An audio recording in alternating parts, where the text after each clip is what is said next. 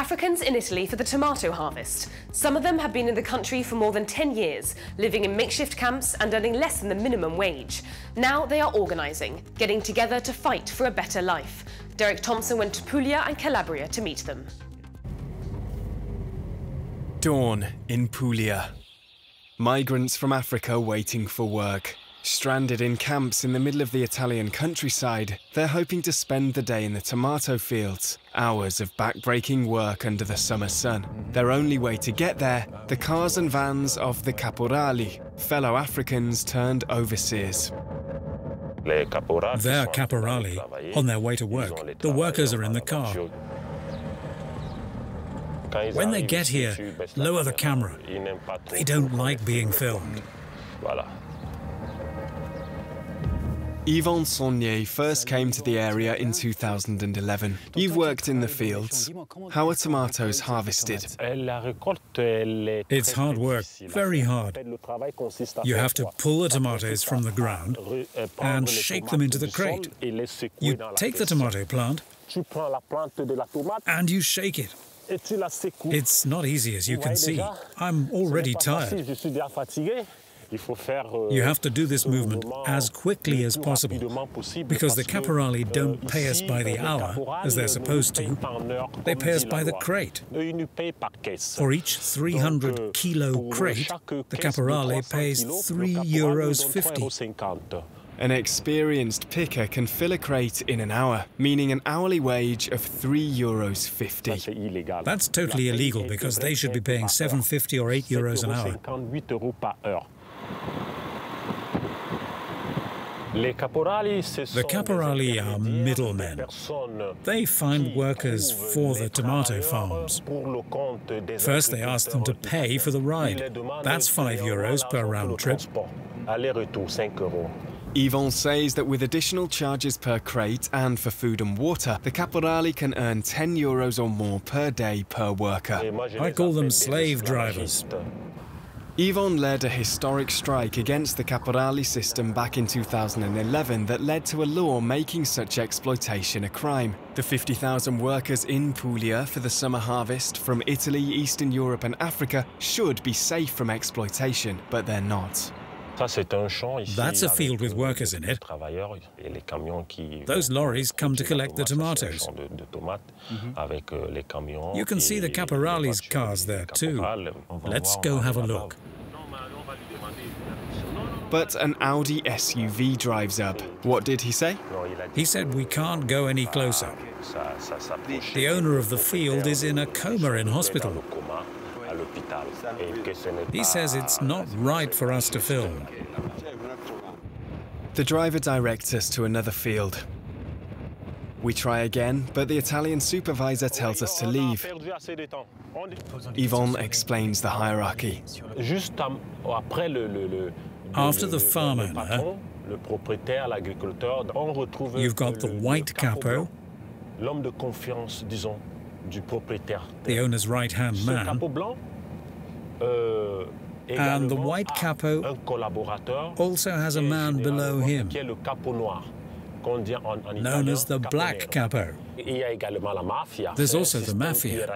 It's a hierarchical system. The caporali work for them. I've had death threats with guns. I've been followed.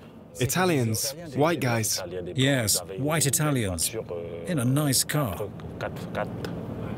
We passed the camp again, the Grand Ghetto. For years it was the biggest migrant camp in Italy, with up to 5,000 people at the height of the tomato season. It was dismantled after a fire 2 years ago, but the workers are coming back.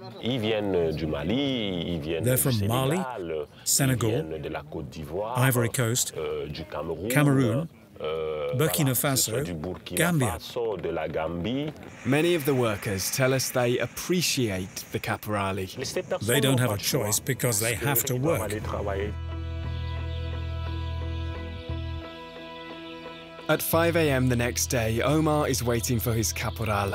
Omar left Benin 8 years ago looking for work to support his family. His capo is from Ghana. He's a friend from the fields who happens to have a van. We work together side by side. But when a farmer tells him, hey, I need 15 workers, he finds the workers. That's just how it works.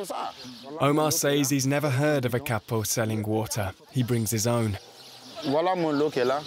He made enough money last year to visit his family. His son was 9 when he left, 17 when he came back. It was wonderful. He came to pick me up from the airport. I was really happy. Is he handsome, tall? He'd grown. I didn't recognize him. My wife told me it was him. Like his comrades, Omar sends money home each month. It's a big family. Are you the only one working? Yes, I'm the only one who left. They rely on me. There's a holiday coming up and they're getting ready. They're going to need money so they can buy a sheep. I have to go earn it.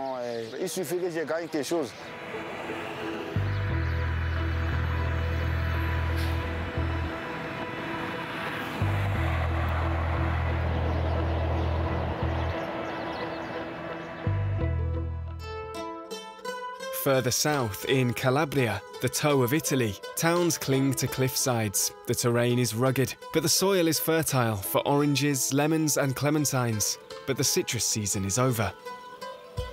There's little work to be had, so the migrants have to keep looking. Sometimes they'll wait for 2 or 3 hours to go home empty-handed.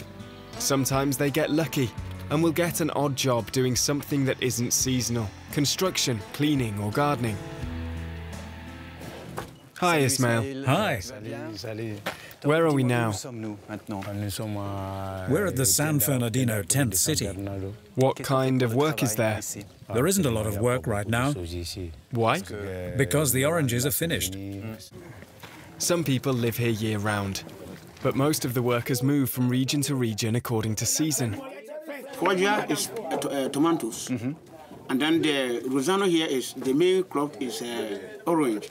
And then there also maize and then apples. Where are the apples? Apples not. Some of these men have been in Italy for 10 or 15 years, and though they have little contact with the Italians, Do you guys have Italian friends? No. they say that as Africans and immigrants, they're feeling less and less welcome in the country. At a time when the anti-immigrant, anti-Europe Lega Party is more popular than ever, and its leader, Matteo Salvini, has become interior minister, declaring the party is over for illegal immigrants. What do you think of Matteo Salvini? Why is he so popular in Italy, Mr. Salvini? He's not popular. He's a wicked man. He don't get sense. Common sense, they don't have it. Arriving in a new camp can be hard, but newcomers here had someone they could turn to, a young Malian called Soumaila Sacko. He was a good guy. Soumaila gave Ismail a bed in his shack and then started building for others. That's his 4th shack. What did he go looking for on the 2nd of June? Corrugated iron.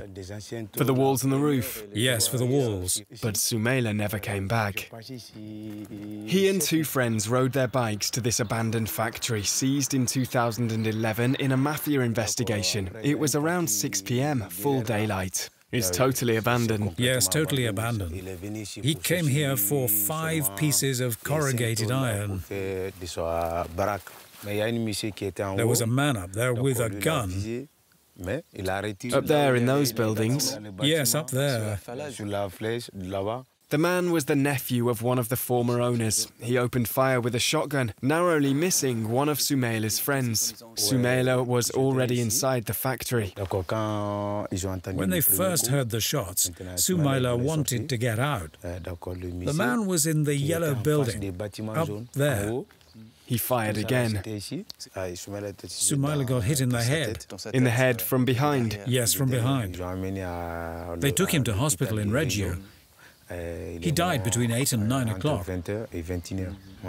Everyone at the camp was in shock. The next day, when I heard the news, I said, no, it's not possible. I looked at his bed. I said, no, Soumaila can't be dead.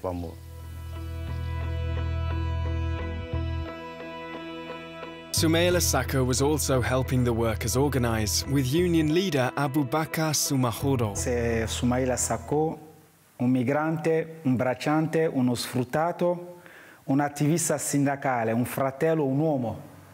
Abu, who spent 2 years in the fields himself, is organising a demonstration in Soumaila's memory.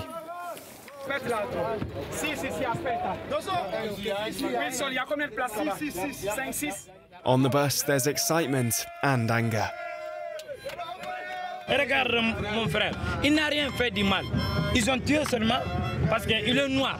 On réclame justice parce que aujourd'hui c'est lui, demain ça peut être nous.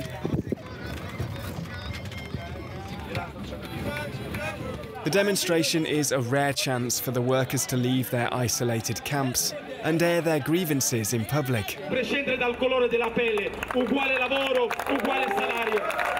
Abu is leading efforts by one of Italy's grassroots unions to organise African workers. His union has started recruiting delegates like Soumaila in camps across the country.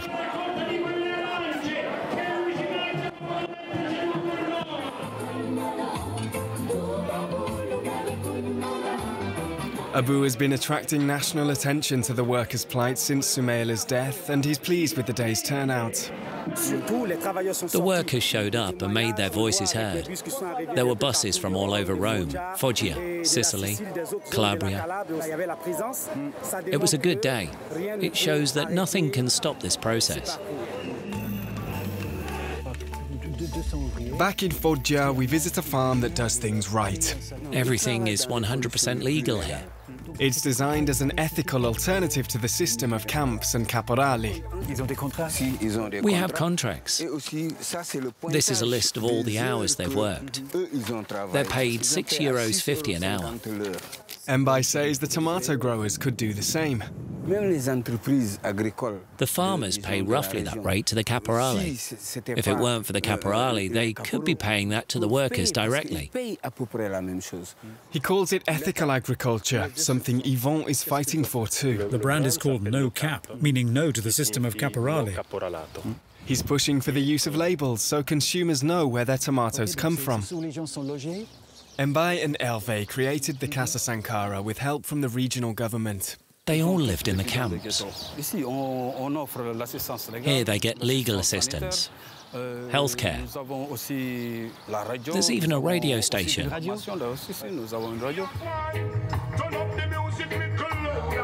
Exactly. The Casa Sankara offers a haven for the 400 people lucky enough to get slots.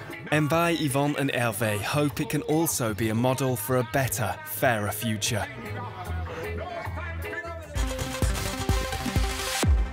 If you have a story that you think we should cover, get in touch. All of our details are right there on your screen.